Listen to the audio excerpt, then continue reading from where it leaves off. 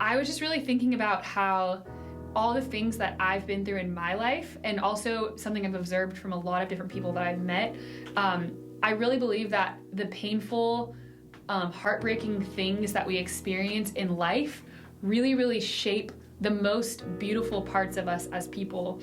I heard this quote once that said, when you see someone doing something great, look for the pain. And I think that's so true. There always just seems to be like this source of struggle or suffering or pain that fuels some people who are doing some of these incredible things in their life journey.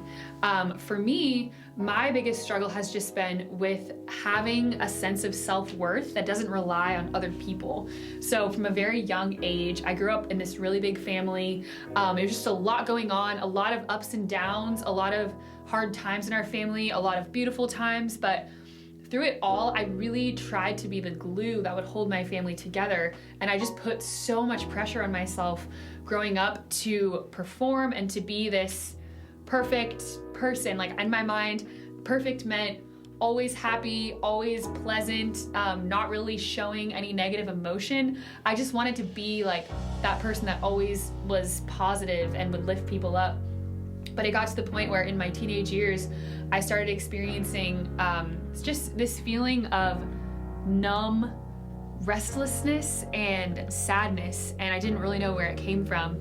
But I truly believe that for me, it was just years and years of bottling up any sort of negative emotion. I just felt like that wasn't allowed. So really what became my outlet for all of this was writing. Since I was a kid, since I was, started reading, I think I was like 5 or 6, I latched onto poetry. Poetry was always like the thing that I loved. I would sit for hours in my house as a kid and read Shel Silverstein, Lewis Carroll. I loved poetry, and I loved how I could read poems to my siblings and they would their eyes would light up at the rhyme schemes and the choice of words. Like, it was this magical thing that could sort of transform a moment with people. And I actually, when I was like 7 or 8 and I started writing a lot, I wanted to have that power with my words and my poetry. So I started writing poems that were just funny and silly, that would make my siblings laugh. That was my biggest goal. But as I got into my teenage years, I kind of stopped writing for a while when I was just sort of focused on friends and like social life. But when I got to be like 16 or 17, I finally picked the poetry pen back up, so to speak, and I started writing my own poems all the time. And at this point in my life, I was going through the first heartbreak that I'd ever experienced, and that just wrecked me. Like, it opened up this flood inside of me of all of this emotion that I had kept bottled up for years, because I always felt like I had to be this perfect people pleaser. And for me, I wasn't comfortable sharing my heartache and my brokenness with my friends. So I turned to poetry. And I always remember, I remember even writing this, for me, writing, not just poetry, but just spilling out all my feelings and thoughts. It was like an invisible set of ears in the universe. So it was like just this listening presence that would not judge me, would not tell me what to do, or give me unwanted advice, or even criticism, or make me feel silly or stupid for what I was feeling. Writing was just a safe place. And to this day, writing is like my biggest safe place, but specifically poetry, that was what really got me through. I even remember, in my earliest days, it was pouring rain during that first initial heartbreak, and I was sitting in this blue bathroom, and it was super dark outside, and just pouring rain, and I just wrote this poem called The Secret Sorrow. I remember the first line was, "The secret sorrow sits in my heart and is humming softly, sadly." And I would take these poems with me everywhere I went. They were always on pieces of paper. This was before I really had a smartphone.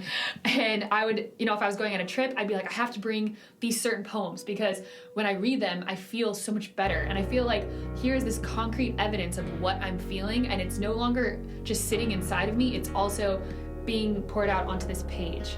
So I can't tell you how much writing, and specifically poetry, has changed my life. It's been my outlet, and it's been honestly a life-saving resource for me for expressing myself and letting out all these things that were bottled up. And to this day, I still write all the time for hours, and poetry is still like my biggest passion. It's the one thing in life that I don't really have to think twice about. It just comes so naturally and it pours out of me. And in my whole journey of trying to find just this unbreakable sense of self-worth that I am a child of God, I am inherently worthy, I'm inherently valuable, no matter how people react to me, no matter who is, who thinks that I look nice or who thinks that I'm being nice or whatever these images that other people have of me, they're irrelevant compared to the fact that I am worthy and I don't have to do anything to like be good enough for people and be what people want me to be for that to be true.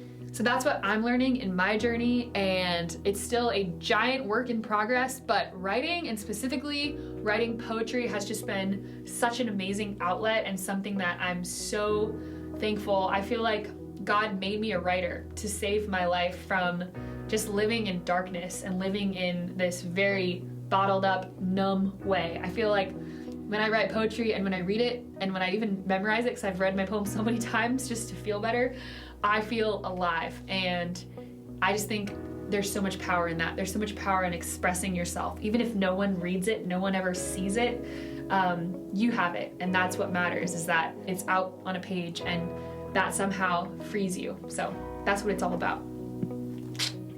I'm Katherine Cimorelli, and this is my life journey.